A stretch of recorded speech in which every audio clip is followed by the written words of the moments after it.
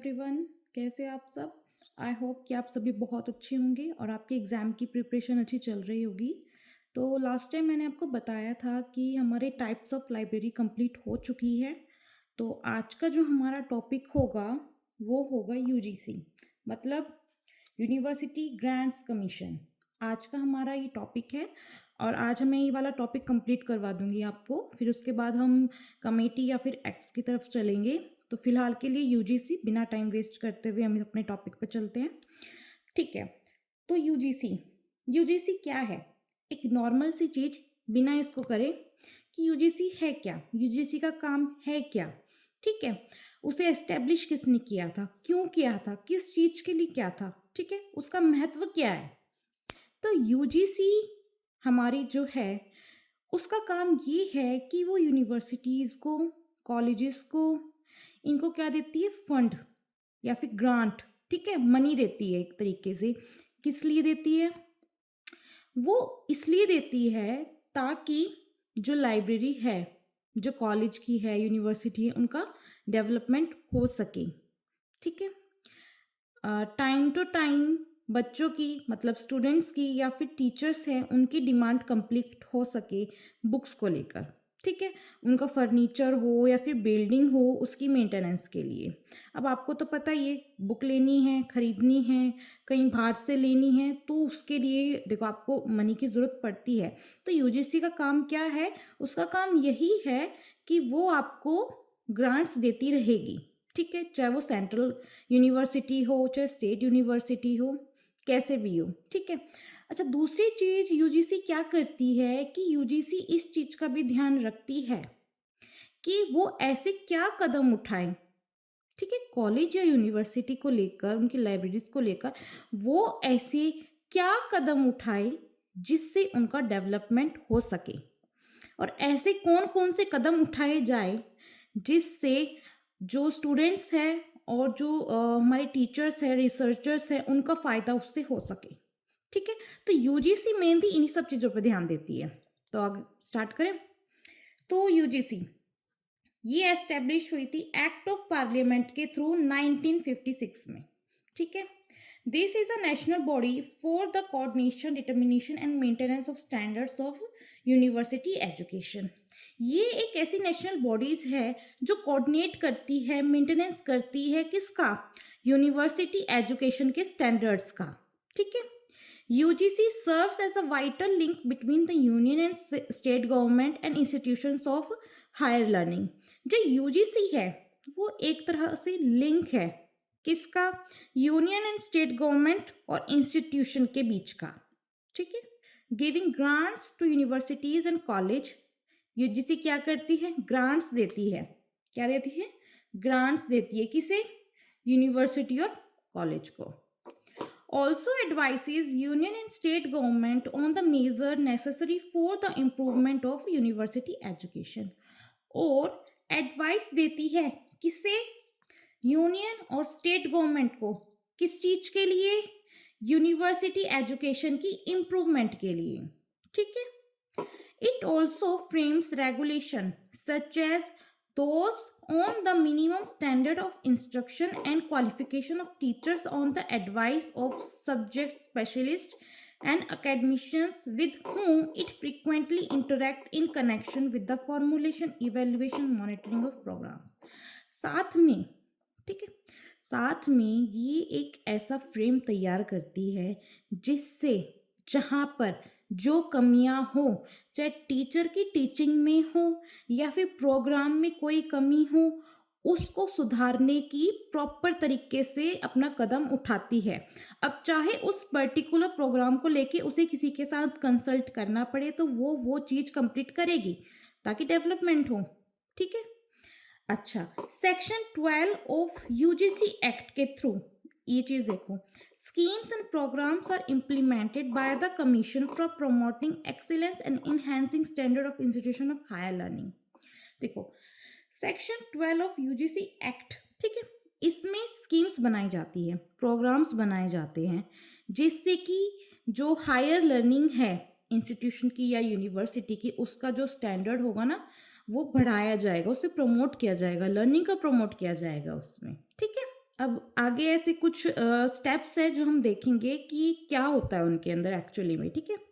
Financial assistance university and college library, एक financial assistance देना university को और कॉलेजेस को, ठीक है। किस किस को दिया जाता है, गिवन टू यूनिवर्सिटीज को, college including central university, state university, deem university, या फिर जो गवर्नमेंट से एफिलिएटेड कॉलेज होते हैं उन सभी को ग्रांट्स दिए जाते हैं। इनका क्या काम है कि receive grants for building up libraries as to meet demand of the students, teacher, research scholars.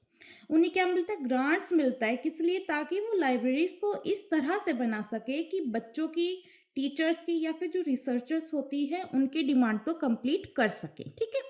अब है substantial grants for the acquisition of books in journals, उन्हें ग्रांट्स प्रोवाइड किए जाते हैं ताकि वो एक्विजिशन कर सके, बुक्स ले सके, जर्नल्स खरीद सके, ठीक है। For infrastructural facility like building, furniture, equipment, grants are given in every 5-year plan. और जैसे कि इंफ्रास्ट्रक्चर फैसिलिटीज़ हो गई, जैसे कि भाई आपका बिल्डिंग है, फर्नीचर है, इक्विपमेंट है, आपको भी पता है अब बहुत कुछ चाहिए। लाइब्रेरी का मतलब ये नहीं है आप जाओगे 4 किताब रख दोगे बात आपकी वहाँ ख़त्म हो जाएगी, नहीं ऐसा कुछ नहीं है, ठीक है। आपको प्रॉपर फैसिलिटी प्रोवाइड करनी पड़ेगी, ठीक है। तो उस चीज़ के लिए भी आपको ग्रांट्स मिलते हैं, बट 5-year प्लान में मिलते हैं, ठीक है। नेक्स्ट है हमारा करिकुलम डेवलपमेंट कमेटी, मतलब सीडीसी। तो जो यूजीसी है इसने सीडीसी को बनाया या एक तरीके से फ्रेम किया, ठीक है, गठन किया इस चीज का, किस चीज पर, librarian science information in 1990 to restructure the course of studies. इन्होंने इस तरह इसे बनाया कि जिस तरह से हमारी जो स्टडी करने का तरीका है कोर्स का, हमारी लाइब्रेरियन साइंस का, उसे इम्प्रूव करा जा सके, ठीक है, रिस्ट्रक्चर कर सके। तो उसमें रिकमेंडेशन क्या क्या दी हुई थी हमें वो देख लो। गाइडलाइंस फॉर लिस्ट स्कूल, जो भी लाइब्रेरी के स्कूल्स थे उनके लिए गाइडलाइंस थी। कवरिंग एडमिशन पॉलिसी कवर करने का तरीका, students and faculty strength, instruction methodology, teaching aids, application of formation technology, ये सब उसके अंदर हमें प्रोवाइड किया गया था, उस फ्रेम में प्रोवाइड किया गया था। Constituted a committee called UGC panel in library and information science to suggest the changes to be brought in education and training of list courses. एक कमेटी का भी गठन किया गया जिसे हम बोलेंगे यूजीसी पैनल, ठीक है, किसमें, लाइब्रेरी एंड इंफॉर्मेशन साइंस में ये सजेस्ट करने के लिए कि हम लाइब्रेरी की स्टडी में और उसके कोर्स में कैसे चेंजेस कौन से लेके आए जिससे उसका जो एजुकेशन का लेवल है वो बढ़ सके और उसमें किस तरह की ट्रेनिंग हम करवा सके। तो उसका गठन इसलिए हुआ था, यूजीसी पैनल का गठन इसलिए हुआ था, ठीक है। नेक्स्ट है establishment of national information centre. National information centre का एस्टेब्लिशमेंट किस लिए हुआ था, to provide improved access to information and to provide bibliographic support to teachers and research scholars in their respective field. इसका गठन सिर्फ इसलिए हुआ था ताकि जो हमारे टीचर्स है या फिर स्कॉलर्स है उनके पर्टिकुलर एक जो रिस्पेक्टिव फील्ड होता है उससे रिलेटेड उन्हें जो इंफॉर्मेशन है उसका एक्सेस करवाना, ठीक है। ऐसे सेंटर्स है जैसे कि national centre for science, Indian institution of science जो कि बेंगलोर में है, और उनका डिसिप्लिन कौन सा कवर्ड होता है, वो है physical, applied and natural science information, ठीक है। नेक्स्ट है महाराजा सयाजी राव यूनिवर्सिटी जो कि बड़ौदा में है, उसका डिसिप्लिन है सोशल साइंस एंड ह्यूमैनिटी। उसके बाद है SNDT वुमेन्स यूनिवर्सिटी जो कि बॉम्बे में है। आई थिंक ये यूनिवर्सिटी वो है जिसमें सिर्फ लेडीज अप्लाई कर सकती है, ठीक है। और इसका जो डिसिप्लिन कवर होता है वो है social science and humanities, okay. Next है developed computer database to render reference information service, documentation service, current awareness service. और जो ये सेंटर्स बने हैं ये कौन सी सर्विस प्रोवाइड करते हैं, वो है ये सब, develop computer database to render reference information service, documentation service and current awareness service. ये जितनी भी आपकी सर्विसेज है वो ये सेंटर प्रोवाइड कर रहा है, ठीक है। नेक्स्ट देखते हैं हम क्या है, एस्टेब्लिशमेंट ऑफ इन्फ्लिबनेट। तो ये है क्या चीज, इन्फ्लिबनेट प्रोग्राम विद हेडक्वार्टर्स एट, इसका हेडक्वार्टर कहाँ है, अहमदाबाद में। ये चीज़ ध्यान रखना। ये आपके लिए बहुत ज़रूरी होगा कि जितने भी ये हमारे जितने भी प्रोग्राम हैं या फिर जो एक्ट है या फिर कमेटी है, ये सब आपके लिए क्वेश्चन आएगा ही आएगा पेपर में। इनसे आपका हेडक्वार्टर पूछा जाएगा कि इनका हेडक्वार्टर है क्या, कहाँ है, और इनका जो एस्टेब्लिशमेंट ईयर है वो भी आपसे पूछा जाएगा। इसके अलावा ये आपसे पूछ सकते हैं कि इनका मेजर वर्क कौन सा है। ठीक है? तो इस चीज़ पे आपको भी ध्यान देना होगा। मैं इसकी लिस्ट बना के रखूँगी, बट वो इन फ्यूचर आपको मिल जाएगी। थोड़ा-सा टाइम दीजिए, धीरे-धीरे करके मैं आपको सब कुछ प्रोवाइड करवा दूँगी, ठीक है? तो आगे हम इसमें बढ़ते हैं कि इसका हेडक्वार्टर है अहमदाबाद में। तो ये क्यों बना था? As a project of the inter university centre for astronomy and astrophysics Pune in April 1991 में। ठीक है? इसका प्रोजेक्ट था इस चीज़ का, ये इसका inter university centre for astronomy and astrophysic IUCAA Pune in April 1991 में। ठीक है? अब इसका एम क्या था?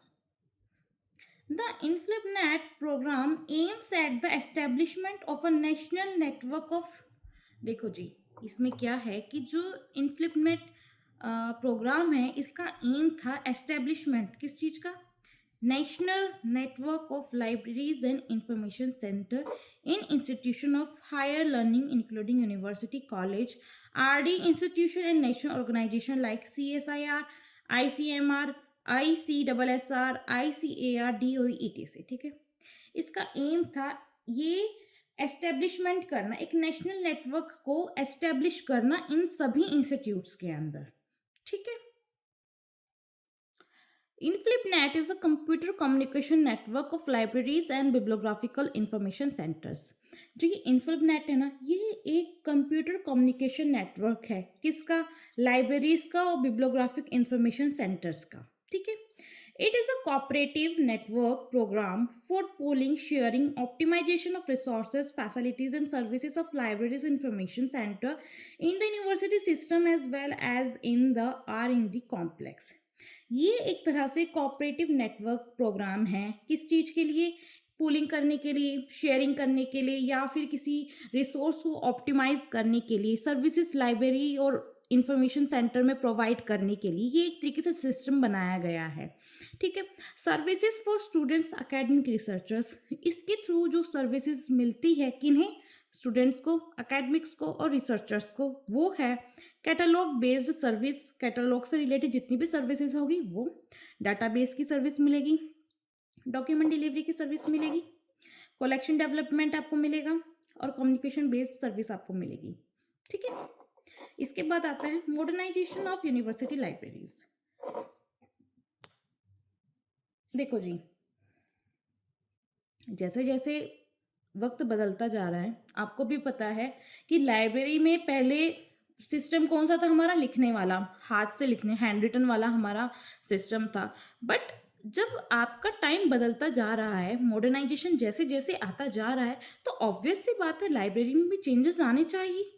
ये इंसान वक्त के साथ ही बदलता है। जब इंसान बदलने लग रहा है तो टेक्नोलॉजी तो बदलेगी बदलेगी। टेक्नोलॉजी बदलेगी तो जितनी सर्विसेज है वो भी बदलेगी हमारी। तो उस हिसाब से मॉडर्नाइजेशन यूनिवर्सिटी लाइब्रेरीज में जैसे आया वो, the UGC provided special financial assistance to central university. जो यूजीसी था उसने ऑलरेडी फाइनेंशियल असिस्टेंस दे दिया था सेंट्रल यूनिवर्सिटी लाइब्रेरीज को और यूनिवर्सिटी लाइब्रेरीज को। किस चीज़ के लिए?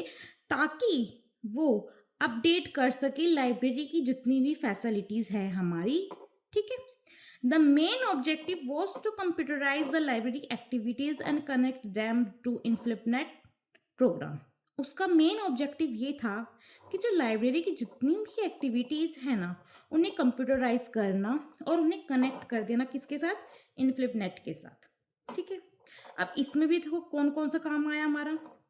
Purchase of computer system, monitor, printer, terminal, software, इन सब का परचेजिंग हुआ।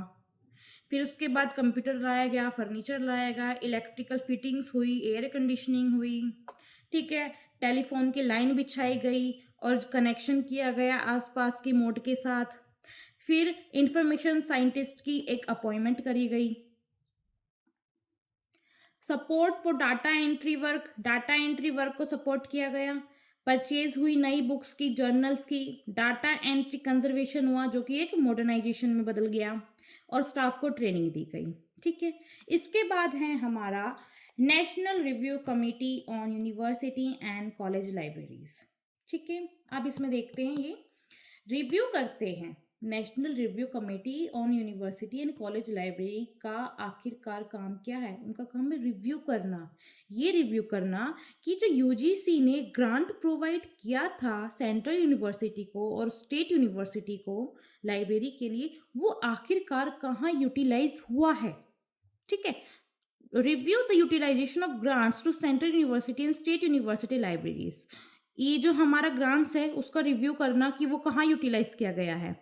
To prepare a status report of university and college libraries in India, और एक स्टेटस जो रिपोर्ट है वो प्रोवाइड करना, वो बनाना, जिससे हम क्या पता लगा सकेंगे। Finally to prepare a strategy plan guideline for the further future for smooth functioning of these university and college libraries.